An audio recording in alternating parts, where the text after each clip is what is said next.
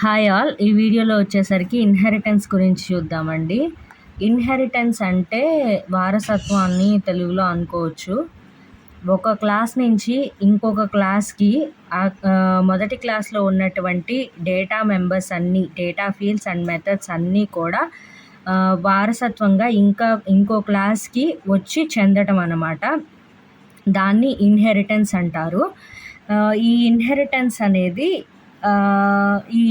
Actually మనము ఒక క్లాస్‌లో ఉన్న డేటాని వేరే క్లాస్‌లో యాక్సెస్ చేసుకోవాలి అనంటే ఖచ్చితంగా మనం ఆ క్లాస్‌కి ఆబ్జెక్ట్ అనేది క్రియేట్ చేసి మాత్రమే ఆ క్లాస్‌లో ఉన్నటువంటి డేటా ఫీల్డ్స్ కానీ, మెథడ్స్ కానీ యాక్సెస్ చేసుకోవడానికి కుదురుతుంది. అలా కాకుండా ఈ ఇన్హెరిటెన్స్ ద్వారా ఏమవుతుందంటే మనము ఆల్రెడీ ఉన్న క్లాస్‌ని మనం ఎక్స్టెండ్ చేసాం అంటే ఇన్హెరిట్ చేసుకోవాలి అనుకొని ఎక్స్టెండ్ చేసాము అనంటే గనక మన క్లాస్‌కి ఎక్స్టెండ్ చేసుకుంటే ఆల్రెడీ ఉన్న క్లాస్‌లో ఉన్న డేటా మొత్తం కూడా దీంట్లోకి ఈ క్లాస్‌లోకి ఇప్పుడు రాసుకునే క్లాస్‌లోకి డంప్ అవుతున్నట్లుగా జరిగిద్ది. మనం ఎటువంటి ఆబ్జెక్ట్ లేకుండా డైరెక్ట్ నేమ్‌తో వాటిని యాక్సెస్ చేసుకోగలుగుతాం అన్నమాట. అది ఇన్హెరిటెన్స్ గురించి. ఈ ఇన్హెరిటెన్స్ అనేది ఎందుకు తీసుకొచ్చారు ఈ కాన్సెప్ట్‌ని అనంటే గనక మనకి ఇప్పుడు ప్రోగ్రామర్స్ అనేవాళ్ళు మనకి ఆల్రెడీ ఒక క్లాస్‌ని రాసి పెట్టేశారు అని అనుకోండి. ఆ క్లాస్‌లో ఉన్న డేటా మొత్తం కూడా డేటా ఫీల్డ్స్, డేటా మెంబర్స్ అన్నీ కూడా ఆ క్లాస్‌కి నేమ్‌కి రిలేటెడ్‌గానే ఉన్నాయి అనుకున్నాము. అండ్ మనకి ఒక రిక్వైర్మెంట్ వచ్చింది. అదేంటంటే ఆ రిక్వైర్మెంట్ సిమిలర్‌గా ఇదే క్లాస్‌ని బిల్డ్ చేసే విధంగా ఉంది. కాకపోతే ఇంకొన్ని ఇంకొన్ని డేటా మెంబర్స్, ఇంకొన్ని మెథడ్స్ యాడ్ ఆన్ అయ్యేటట్లుగా ఉంది అని అనుకోండి. అట్లాంటి రిక్వైర్మెంట్ వచ్చిందనుకోండి.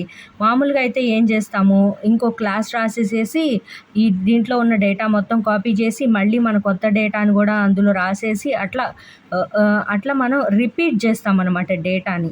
అలా రిపీట్ చేసుకొని మెమరీ అనేది వేస్ట్ చేసుకోవటం, ఎగ్జిక్యూషన్ టైం వేస్ట్ చేసుకోవడం ఎందుకు అని చెప్పేసేసి మనకి ఈ కాన్సెప్ట్ అనేది తీసుకొచ్చారు. ఈ కాన్సెప్ట్ ద్వారా ఏమవుతుంది, ఆల్రెడీ మనకి యూజ్ అయ్యే ఉన్నటువంటి క్లాస్‌ని మన క్లాస్‌కి ఎక్స్టెండ్ చేస్తే గనక ఇందులో ఉన్న డేటా మొత్తం కూడా మనం రాయకుండానే ఇందులో వచ్చి పడుతుందండి. దాని తర్వాత మనకి ఇంకేమన్నా యాడ్ ఆన్స్ కావాలంటే ఈ క్లాస్‌లో మెథడ్స్ కానీ, డేటా ఫీల్డ్స్ కానీ ఏమన్నా సరే మనం దీంట్లో యాడ్ చేసుకోవచ్చు అన్నమాట. అలా మనకి కోడ్ రీయూజబిలిటీ అనేది మనకి పెరుగుతుందన్నమాట ఇన్హెరిటెన్స్ ద్వారా. ఓకే. ఇది ఇన్హెరిటెన్స్ యొక్క benefits. And also method overloading కోసం కూడా మనం ఇన్హెరిటెన్స్ కాన్సెప్ట్‌కి వెళ్ళామండి.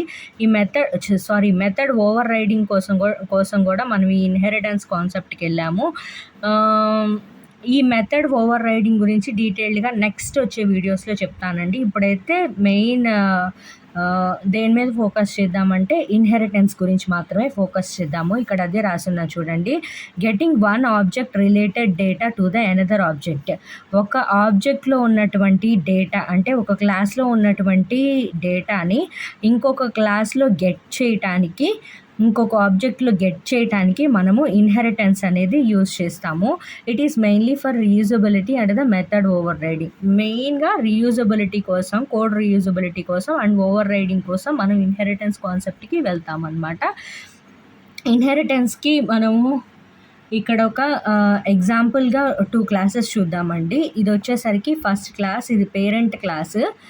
ఇందులో వచ్చేసరికి నాకు 3 డేటా ఫీల్డ్స్ ఉన్నాయి అండ్ 1 మెథడ్ ఉంది. ఈ 3 డేటా ఫీల్డ్స్లో కూడా ఫస్ట్ది ఈ ఇన్స్టాన్స్ వేరియబుల్ వచ్చేసరికి డిఫాల్ట్ యాక్సెస్ మోడిఫైయర్తో ఉంది. ఇది వచ్చేసరికి ప్రైవేట్ యాక్సెస్ మోడిఫైయర్ అండ్ ఇది వచ్చేసరికి స్టాటిక్ నాన్ యాక్సెస్ మోడిఫైయర్తో ఉందన్నమాట. ఓకే.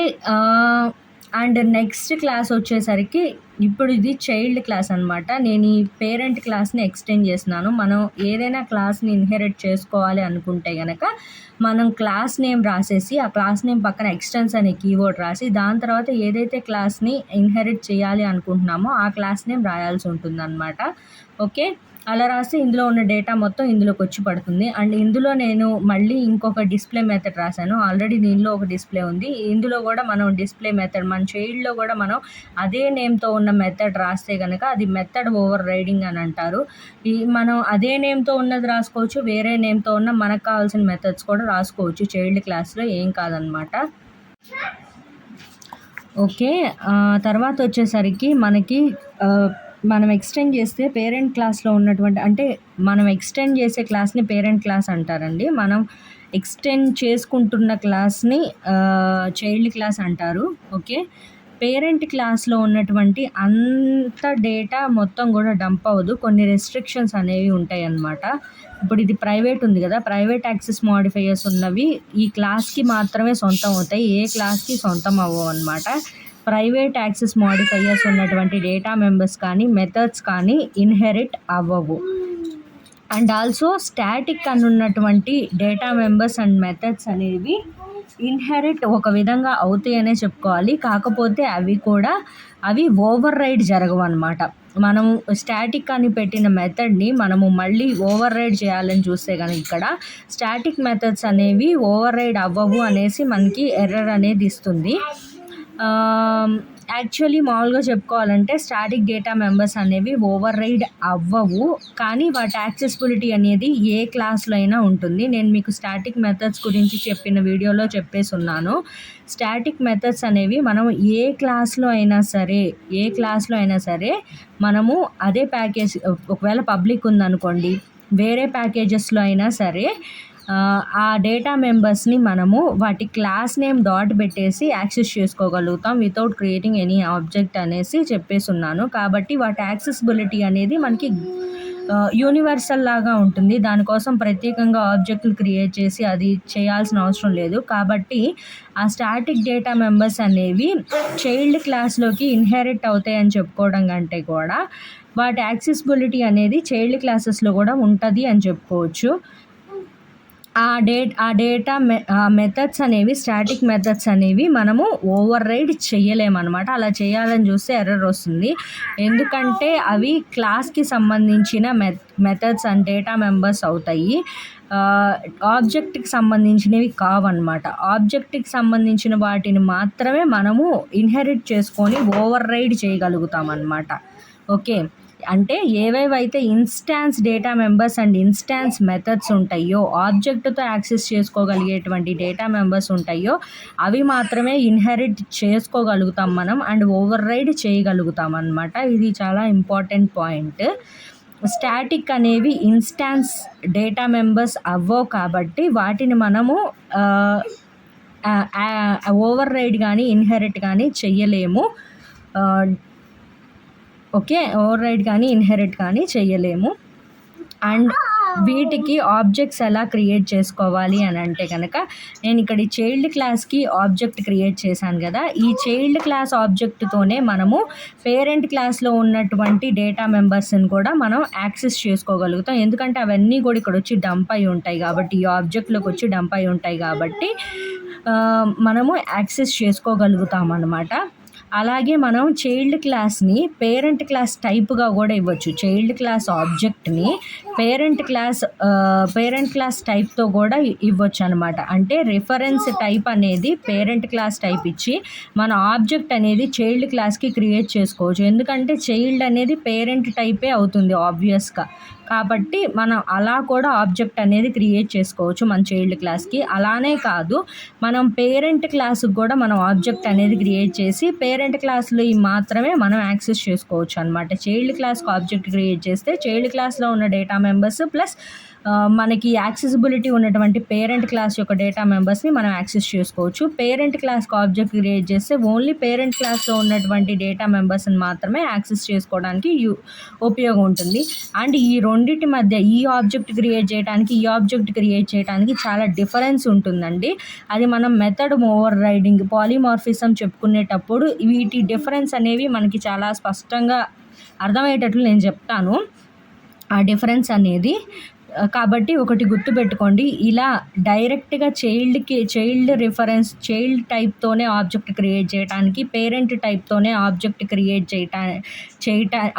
క్రియేట్ చేయటం అనేది గుర్తుపెట్టుకోండి. ఇలా 2 టైప్స్ మనం చైల్డ్ క్లాస్‌కి ఆబ్జెక్ట్ క్రియేట్ చేయొచ్చు అనేది గుర్తుపెట్టుకోండి. ఇలా రాస్తే ఎలాంటి డిఫరెన్సెస్ అండ్ ఎలాంటి ప్రాబ్లమ్స్ మనం ఫేస్ చేయాల్సి ఉంటుంది, ఎలాంటివి జరుగుతాయి అనేది నేను మెథడ్ ఓవర్ రైడింగ్‌లో చెప్తానన్నమాట. ఇది ఇన్‌హెరిట్ చేసేటువంటి ప్రాసెస్ అన్నమాట. ఓకే. అండ్ ఇక్కడ మనం రూల్స్ చూద్దాము. మనం ఇన్హెరిట్ చేయాలి అనుకుంటే ప్రైవేట్ డేటా మెంబర్స్ అనేవి ఇన్హెరిట్ అవ్వవు.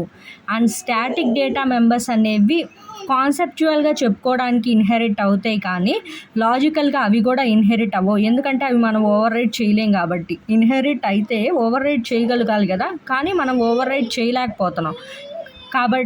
కాబట్టి మనం కాన్సెప్చువల్గా ఇన్హెరిట్ అవుతుంది అని చెప్పుకోవచ్చు, కానీ లాజికల్గా ఇన్హెరిట్ అవ్వవు అయ్యి. ఓకే, వాటి యాక్సెసిబిలిటీ అనేది చైల్డ్ క్లాస్లో కూడా ఉంటుంది అంతే. ఓకే, ఆ తర్వాత వచ్చేసరికి ఇన్స్టాంట్ డేటా మెంబర్స్ డెఫినెట్గా ఇన్హెరిట్ అవుతాయండి. ఇన్స్టాన్స్ అంటే ఆబ్జెక్ట్తో మనం కాల్ చేసుకోగలిగేటువంటి డేటా మెంబర్స్ అనేవి ఖచ్చితంగా మనకి ఇన్హెరిట్ అవుతాయి అన్నమాట. ఆ తర్వాత ఇంకొకటి ఏంటంటే ఫైనల్ అని ఉన్నటువంటి క్లాస్, అంటే మనం క్లాస్కి ముందు ఫైనల్ అని స్పెసిఫై చేసామనుకోండి, ఏదైనా ఒక క్లాస్కి ముందు మనం ఫైనల్ అనేటువంటి నాన్ యాక్సెస్ మోడిఫైయర్ స్పెసిఫై చేస్తే ఆ క్లాస్ని మనం ఇన్హెరిట్ చేసుకోవడానికి కుదరదు. మనం ఎక్స్టెండ్ రాసి ఆ క్లాస్ నేమ్ రాసినా కానీ మీరు ఫైనల్ ఉన్నటువంటి క్లాస్ని ఇన్హెరిట్ చేయలేరు అని మనకి ఎర్రర్ అనేది వస్తుందన్నమాట. ఎందుకంటే ఫైనల్ అంటే ఏంటి అర్థం, ఇందులో ఉన్నటువంటి డేటాని మీరు ఎటువంటి విధంగానూ మోడిఫై చేయకూడదు అని అర్థం. మోడిఫై చేయకూడదంటే మనకి ఓవర్ రైడ్ చేసుకోవడానికి మనకి వీలు ఉండదు. ఓవర్ రైడ్ చేసుకోకపోతే ఇంక ఇన్హెరిటెన్స్ ఎందుకు? ఇన్హెరిటెన్స్ వచ్చిందే code reusability as well as over riding కోసం, కాబట్టి ఆ కాన్సెప్ట్ అనేది ఫెయిల్ అవుతుంది. కాబట్టి మనకి ఫైనల్ ఉన్నటువంటి క్లాసెస్ అనేవి ఇన్హెరిట్ చేయలేము అనేసి మనకి ఎర్రర్ అనేది వస్తుందన్నమాట. ఓకే, ఇప్పుడు వచ్చేసరికి నేను చెప్పినటువంటి ఎలాంటివి ఇన్హెరిట్ అవుతాయి, ప్రైవేట్ అనేవి ఇన్హెరిట్ అవ్వమని చెప్పాను కదా, అది అవుతుందా లేదా. అండ్ స్టాటిక్ అనే వాటిని మనం ఓవర్ రైడ్ చేయలేము అండ్ లాజికల్గా ఇన్హెరిట్ అవ్వవు అని చెప్పాను కదా, ఆ కాన్సెప్ట్ అనేది ఎగ్జిక్యూట్ చేసి చూద్దాము. Okay, and instant data members అనేవి ఇన్హెరిట్ అవుతుందయ్యా లేదా అనేది కూడా ఒకసారి ఎగ్జిక్యూట్ చేసి చూద్దామండి. ఇదిగోండి, నేను ఇక్కడ క్లాస్ క్రియేట్ చేసి పెట్టుకున్నాను, పేరెంట్ క్లాస్. అందులో వచ్చేసరికి వేరియబుల్స్ డిక్లేర్ చేశాను, ఒకటి ప్రైవేట్, ఒక స్టాటిక్, ఒకటి వచ్చేసరికి ఇన్స్టాన్స్ వేరియబుల్, అలాగే డిస్ప్లే మెథడ్ ఒకటి రాశాను, అలాగే చైల్డ్ క్లాస్లో కూడా ఇంకో డిస్ప్లే మెథడ్ రాశాను. ఈ డిస్ప్లే మెథడ్స్ ఏం చేస్తాయి అంటే ఈ 3 వేరియబుల్స్ని ప్రింట్ చేస్తాయి అన్నమాట. మనం చెప్పుకున్నాం కదా, ప్రైవేట్ అని ఉన్నటువంటి వేరియబుల్ అనేది చైల్డ్ క్లాస్లోకి ఇన్హెరిట్ అవ్వదు అని చెప్పేస్తున్నాను కదా, కాబట్టి మనకి ఇక్కడ మనం చైల్డ్ క్లాస్లో డిస్ప్లే మెథడ్లో మనం బీని యాక్సెస్ చేద్దామని చూసాము, ప్రైవేట్ వేరియబుల్ని. ఆ బీని యాక్సెస్ చేద్దామని చూస్తే మనకి ఎర్రర్ వస్తుందా రావట్లేదా అనేది ఇప్పుడు చూద్దాము. అండ్ ఇక్కడ వచ్చేసరికి మెయిన్ మెథడ్లో నేను ఏం రాశానంటే 3 ఆబ్జెక్ట్స్ క్రియేట్ చేశాను. ఫస్ట్ది వచ్చేసరికి చైల్డ్ క్లాస్కి ఆబ్జెక్ట్ క్రియేట్ చేశాను with child class reference type అనమాట. ఆ తర్వాత చైల్డ్ క్లాస్కి మళ్ళీ ఇంకొక ఆబ్జెక్ట్ క్రియేట్ చేశాను with parent class reference type, and parent క్లాస్కి కూడా ఒక ఆబ్జెక్ట్ అనేది క్రియేట్ చేశాను. క్రియేట్ చేసి ఇప్పుడు ఏం చేస్తున్నామంటే మనము ఆ మెథడ్స్ని కాల్ చేద్దాము. ఫస్ట్ అయితే అసలు మనం మెథడ్ ఇక్కడ బీని కాల్ చేయడానికి ట్రై చేసాం కదా, మనకి ఎలాంటి ఎర్రర్ వస్తుందో ఒకసారి చూద్దాం. అలా ట్రై చేస్తే కనుక ఓకే, రన్ అనే దాని మీద ట్యాప్ చేశాను నేను. 1 సెకండ్ ఉండండి, అవుట్పుట్ వస్తుంది. ఓకే, చూడండి మనకి ఏమైనా ఎర్రర్ వచ్చింది, B has private access in parent, బీకి ప్రైవేట్ యాక్సెస్ ఉంది పేరెంట్లో అని వచ్చిందనమాట. కాబట్టి అది ఎర్రర్, కాబట్టి మనం బీలో చైల్డ్ క్లాస్లో మనకి ఇన్హెరిట్ అవ్వదు, ప్రైవేట్ వేరియబుల్ అనేది ఇన్హెరిట్ అవ్వదు, కాబట్టి మనకు అలా ఎర్రర్ అనేది వచ్చిందనమాట. తీసేద్దాము, తీసేస్తే మనకి మంచిగా వర్కౌట్ అవుతుంది. ఏసీ అనేది ప్రైవేట్ యాక్సెస్ లేవు, కాబట్టి అవి ఇన్హెరిట్ అయ్యి మనకి చైల్డ్ క్లాస్లో ఉన్న మెథడ్కి కూడా మనకి ఏసీలు అనేవి ప్రింట్ అవుతాయి అన్నమాట.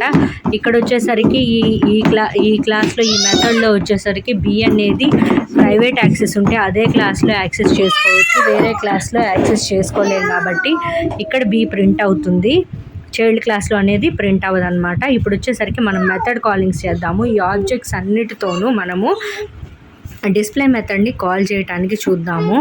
ఇప్పుడు మీరు చూస్తే కనుక ఎప్పుడైనా మనము పేరెంట్ క్లాస్లో ఉన్న మెథడ్ సేమ్ నేమ్తో మనం చైల్డ్ క్లాస్లో కూడా రాస్తే ఏం జరుగుతుంది అని అంటే అప్గ్రేడెడ్ మెథడ్ అనేది కాల్ అవుతుందండి. అంటే పేరెంట్ క్లాస్లో ఉన్నటువంటి సేమ్ మెథడ్ చైల్డ్ క్లాస్లో మనం రాస్తే అంటే దాన్ని ఓవర్ రైడింగ్ అని అంటారండి.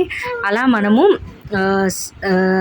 కాల్ చేస్తే కనుక ఇప్పుడు పేరెంట్ క్లాస్లో ఉన్నది ఓల్డ్ మెథడ్ అవుతుంది కదా. అంటే పేరెంట్ క్లాస్ అంటే ఆల్రెడీ రాసేసిన మెథడ్ అని అర్థం అనమాట. కాబట్టి అది ఓల్డర్ మెథడ్ అవుతుంది. చూపిస్తా చూడండి మీకు. ఇప్పుడు ఈ పేరెంట్ క్లాస్లో ఉన్న డిస్ప్లే మెథడ్ ఇది ఓల్డర్ మెథడ్ అవుతుంది. చైల్డ్ క్లాస్లో ఉన్నటువంటి ఈ మెథడ్ అప్గ్రేడెడ్ మెథడ్ అవుతుంది. ఎప్పుడైనా మనం అప్గ్రేడెడ్ వాటికే వెళ్తూ ఉంటాం కదా, ఇక్కడ కూడా అదే జరుగుతుందండి. దీన్నే ఓవర్ రైడింగ్ అంటారు. అంటే సేమ్ నేమ్తో మనం పేరెంట్ క్లాస్లో ఉన్న మెథడ్నే చైల్డ్ క్లాస్లో రాస్తే దాన్ని ఓవర్ రైడింగ్ అంటారు. అలా మనకి ఎప్పుడైనా మనము చైల్డ్ క్లాస్ ఆబ్జెక్ట్తో మనము కాల్ చేసాము అని అంటే కనుక అది పేరెంట్ క్లాస్ రిఫరెన్స్ అయినా సరే మనము చైల్డ్ క్లాస్ ఆబ్జెక్ట్తో ఇలా ఓవర్ రైడ్ అయిన మెథడ్స్ కాల్ చేస్తే కనుక మనకి అప్గ్రేడెడ్ మెథడ్ అంటే చైల్డ్ క్లాస్లో ఉన్నటువంటి డిస్ప్లే మెథడే కాల్ అవుతుందండి. పేరెంట్ క్లాస్లో ఉన్నటువంటి మెథడ్ అనేది కాల్ అవ్వదన్నమాట. అండ్ పేరెంట్ క్లాస్లో మెథడ్ మనకి కాల్ అవ్వాలి అనుకుంటే పేరెంట్ క్లాస్ ఆబ్జెక్ట్ అనేది రాసుకోవాలి. ఒకవేళ అసలు చైల్డ్ క్లాస్లో అంటే పేరెంట్ క్లాస్లో లేని మెథడ్స్ చైల్డ్ క్లాస్లో రాసుకున్నాము అని అంటే కనుక మనకి ఆ మెథడ్స్ అనేవి కాల్ అవుతాయి. ఓకే, ఇప్పుడు మనకు వచ్చేసరికి C1.display అన్నదానికి చైల్డ్ క్లాస్లో ఉన్న మెథడ్ కాల్ అవ్వాలి. C2.display అన్నదానికి కూడా చైల్డ్ క్లాస్లో ఉన్న డిస్ప్లే మెథడ్ కాల్ అవ్వాలి. P.display అన్నదానికి మాత్రం పేరెంట్ క్లాస్లో ఉన్నటువంటి మెథడ్ అనేది కాల్ అవ్వాలి. ఇప్పుడు మనం రన్ చేసి చూద్దాము. అది ల్యాపీ కొంచెం ప్రాబ్లం ఉందండి, అందుకని నేను ఫోన్లో చేస్తున్నాను. I hope you understand. ఇక్కడ వచ్చేసరికి చూడండి, ఇన్ చైల్డ్ ఫస్ట్ దానికి చైల్డ్ క్లాస్లో మెథడే కాల్ అయింది. సెకండ్ టైం కూడా చైల్డ్ క్లాస్లో ఉన్న మెథడే కాల్ అయింది. థర్డ్ టైం పేరెంట్ క్లాస్లో ఉన్న మెథడ్ అనేది కాల్ అయింది. చెప్పాను కదా మీకు, ఎప్పుడైనా సరే మనం రెండు చైల్డ్ క్లాస్లోను పేరెంట్ క్లాస్లోను మనము సేమ్ మెథడ్ అంటే ఓవర్ రైట్ చేసి రాస్తే అప్గ్రేడెడ్ అయినటువంటి మెథడ్ మాత్రమే కాల్ అవుతుందన్నమాట. ఓకే, మనం ఇన్హెరిటెన్స్ కాన్సెప్ట్ అనేది చెప్పేటప్పుడు ఇంకో దాని గురించి కూడా మాట్లాడుకోవాలండి. ప్రొటెక్టెడ్ అనేటువంటి యాక్సెస్ మాడిఫైయర్ గురించి మనం మాట్లాడుకోవాలి. ఈ ప్రొటెక్టెడ్ అనేటువంటి యాక్సెస్ మాడిఫైయర్ ఏంటంటే పబ్లిక్ ప్లస్ ప్రైవేట్ రెండు కలిపితే వచ్చిందే ఈ ప్రొటెక్టెడ్ అనేటువంటి యాక్సెస్ మాడిఫైయర్. దీని గురించి నేను ఇప్పుడు కొంచెం చెప్తాను బ్రీఫ్గా. అండ్ నెక్స్ట్ వీడియోస్లో మనం ఎప్పుడైతే యాక్సెస్ మాడిఫైయర్ గురించి మాట్లాడుకుంటామో వాటిల్లో ఈ యాక్సెస్ మాడిఫైయర్స్ అన్నిటితో పాటు ఈ ప్రొటెక్టెడ్ కూడా మీకు డీటెయిల్డ్గా చెప్తాను. ఇప్పుడైతే బ్రీఫ్గా చెప్తాను. ఏదైతే మనము డేటా మెంబర్కి మెథడ్కి కానీ డేటా ఫీల్డ్కి కానీ ప్రొటెక్టెడ్ అని పెట్టామో ఇక్కడ ఆ డేటా మెంబర్ అనేది సేమ్ ప్యాకేజ్లో ఉన్నటువంటి క్లాసెస్ అన్నిటిలోనూ దానికి యాక్సెసిబిలిటీ అనేది ఉంటుంది. అలాగే వేరే ప్యాకేజ్లో ఉన్నటువంటి ఓన్లీ దాన్ని ఆ క్లాస్ని ఎక్స్టెండ్ చేసినటువంటి క్లాస్లో మాత్రమే వాటి యాక్సెసిబిలిటీ అనేది ఉంటుంది.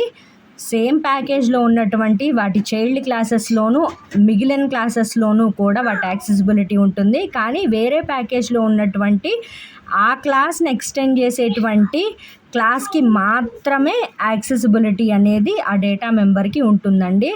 వేరే ప్యాకేజ్లో ఉన్నటువంటి ఈ క్లాస్ని ఎక్స్టెండ్ చేయనటువంటి అదర్ క్లాసెస్లో దీని యాక్సెసిబిలిటీ అనేది ఉండదన్నమాట. మనం ఇంకా ప్యాకేజెస్ గురించి డిస్కస్ చేయలేదు కాబట్టి దీని ఎగ్జిక్యూషన్ ఇప్పుడు నేను చూపించలేను. ప్యాకేజెస్ గురించి డిస్కస్ చేసుకున్నప్పుడు దీన్ని ఖచ్చితంగా యాక్సెస్ మాడిఫైయర్స్ అన్నిటినీ కూడా వాటి యాక్సెసిబిలిటీ అన్నీ కూడా నేను ఎగ్జిక్యూట్ చేసి చూపిస్తాను. ఒకటైతే గుర్తుపెట్టుకోండి, ఈ ప్రొటెక్టెడ్ అనేది ఇన్హెరిటెన్స్ కాన్సెప్ట్ వచ్చిన తర్వాత యాక్సెస్ మాడిఫైయర్గా వచ్చిందనమాట. ఎందుకంటే ఇన్హెరిటెన్స్లో మంచిగా సపోర్ట్ చేయడానికి అనమాట. ఓకే, చైల్డ్ క్లాసెస్కి ఫేవర్గా ఉండటానికి మనకి ప్రొటెక్టెడ్ అనే యాక్సెస్ మాడిఫైయర్ వచ్చింది. ఓకే.